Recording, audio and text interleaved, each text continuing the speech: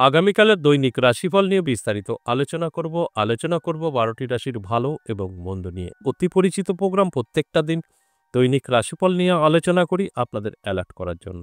প্রত্যেক দিনের মতো আজও কিন্তু অ্যালার্ট করার জন্যই আলোচনা করব। আগামীকাল কোন কোন রাশির ভালো হতে চলেছে, কোন কোন রাশি সতর্ক থাকবে, এটাই জানানোর উদ্দেশ্য।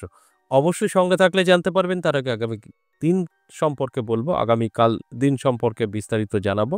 তারপর আমি রাশি অনুযায়ী আপনাদেরকে অ্যালার্ট করব। আগামীকাল ১২ এপ্রিল শনিবার, পূর্ণিমা তিথি ও হনুমান জয়ন্তী আমরা সকলেই জানি। এবং তিথি থাকছে পূর্ণিমা তিথি হস্তা নক্ষত্র, ব্যাঘাতা যোগ ও জন্মরাশি কন্যা। এবার ১২টি রাশিকে নিয়ে আমি আলোচনা করব। কোন কোন দিক থেকে ভালো সময় থাকবে, কোন কোন দিক থেকে খারাপ সময় থাকবে, কোন কোন রাশির জন্য এই ভালো সময় এবং খারাপ সময় সবটাই আমি আলোচনা করব আপনাদের অ্যালার্ট করার জন্যই। কারণ প্রত্যেকটা দিন আমাদের সকলের ভালো কখনো থাকতে পারে না, খারাপও থাকতে পারে না। ভালো এবং খারাপ উভয়ই ভোগ করতে হয়। আর আমার কাজ হচ্ছে অ্যালার্ট করা। ধরুন আপনার খারাপ কিছু বললাম, আপনার রাশি, আপনি এই খারাপটা আপনার জীবন থেকে মুছে ফেলতে পারবেন। অর্থাৎ আপনি কিন্তু পজিটিভ থাকতে পারবেন এই প্রোগ্রামটা দেখলে। কিরকম? আপনি যখন জানতে পারবেন আপনার খারাপ কিছু অপেক্ষা করছে, সেটাকে আপনি আপনার জীবন থেকে দূরে সরাতে পারবেন, এটা সম্ভব। আর যখন আপনি জানতে পারবেন যে আপনার ভালো কিছু অপেক্ষা করছে, আগামীকাল আপনি ভালো কিছু করতে পারবেন, আপনার জীবনে কোনো স্বপ্ন পূরণ হবে, আপনি কিন্তু সেভাবেই তৈরি থাকবেন। কোনো না কোনো সুযোগ তো অবশ্যই আসবে, সেগুলো কিন্তু গ্রহণ করতে পারবেন, কারণ আপনার জানা আছে। ঠিক সেরকম আপনার যখন খারাপ কিছু জানা থাকবে, তখন আপনি সেটা আটকাতে পারবেন। অর্থাৎ আমি এই আলোচনা করছি আপনাদের অ্যালার্ট করার জন্য। ভালো দিকগুলো লুপে নিন, খারাপ দিকগুলো আপনার জীবন থেকে সরিয়ে দিন। এটাই হচ্ছে বেনিফিট। আর তা না হলে ধরুন আপনি কিছু জানেন না, আপনার আগামীকাল খারাপ, সেটা কিন্তু ঘটবে। কারণ আপনার প্রস্তুতি নেই। আপনি জানেন না কেমন যাবে। তাই সেটা কিন্তু আপনার সঙ্গে ঘটবে। বাস এই আলোচনা দেখলে এটাই আমাদের সেফ, যে আমরা সেইভাবে তৈরি থাকতে পারি এবং সেই দিক থেকে আমরা সেফ থাকতে পারি। অবশ্যই আলোচনা করব। তার আগে আমার সাথে কিভাবে যোগাযোগ করবেন সেই বিষয়টা একটু বলে নিই। নমস্কার, জয় মা কামাখ্যা, জয় মা তারা। আমার সাথে দুভাবেই যোগাযোগ করতে পারবেন, অফলাইন এবং অনলাইন।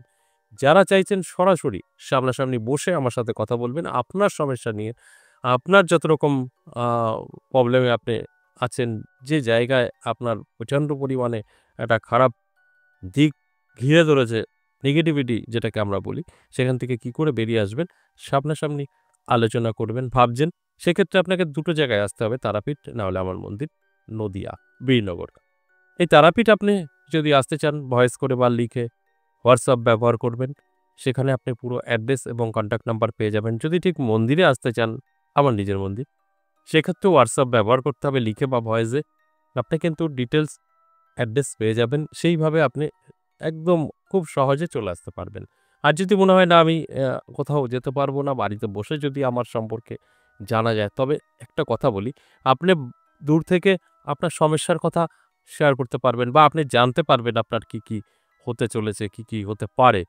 সেই অনুযায়ী আপনি ঘরোয়া প্রতিকার পেতে পারেন। কিন্তু সেটা সম্পূর্ণ সমস্ত কিছু সম্ভব নয়।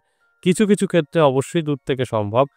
আর ডিপলি কোনো ব্যাপার থাকলে সেটা কিন্তু আপনার দূর থেকে হয় না। সবকিছু সম্ভব না। সেখানে দাঁড়িয়ে আপনি দুটো জায়গার কোনো একটা জায়গায় এসে দেখা করতে পারেন। যদি মনে হয় না আমার অতটা ডিপলি নেই, একটু কথা বললেই বা আমি সামান্য কোনো প্রতিকার পেলেই আমি অনেকটা ভালো থাকবো। যদি আপনার এরকম মনে হয়, তাহলে অবশ্যই অনলাইনেও আপনি যোগাযোগ করতে পারেন।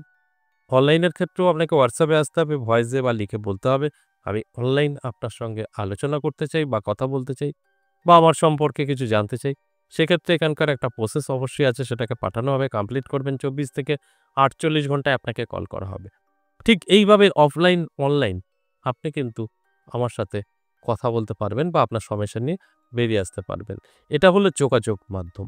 এবার আসুন আজকের যে আলোচনা, দৈনিক রাশিফল, এই দৈনিক রাশিফল নিয়ে বিস্তারিত বোঝানোর চেষ্টা করব এবং আপনাদের অ্যালার্ট করার চেষ্টা করব।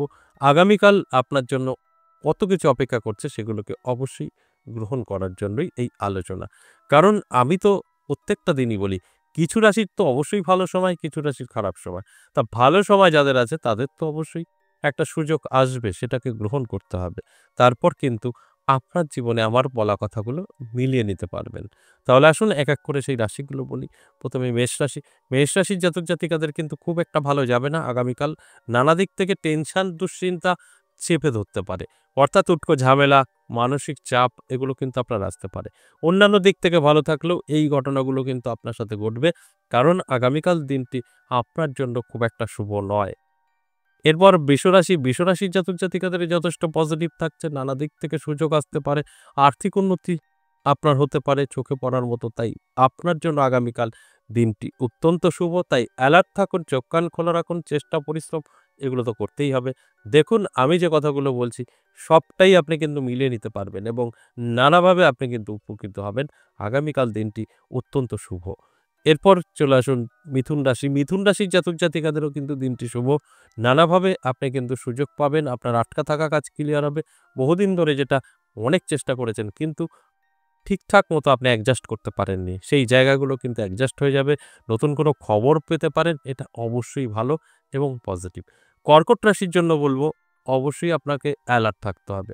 আপনার আর্থিক দিক থেকে পিছিয়ে পড়ার সম্ভাবনা আছে। ঋণ, ধার জড়িয়ে যেতে পারেন, ইনকাম পড়ে যেতে পারে। অর্থাৎ আপনার প্রত্যেক দিনের যে ইনকাম সেই জায়গায় কিন্তু একটু পিছিয়ে পড়তে পারেন। ইনকামটা কমে যেতে পারে এবং সেই অনুযায়ী আপনি ঋণ, ধার জড়িয়ে ফেলতে পারেন। এই দিকগুলো অবশ্যই আপনি অ্যালার্ট থাকুন এবং এটা যদি আপনি প্রোগ্রামটা দেখার পরে অ্যালার্ট থাকতে পারেন, এড়িয়ে যেতে পারবেন। এগুলো আটকাতে পারবেন।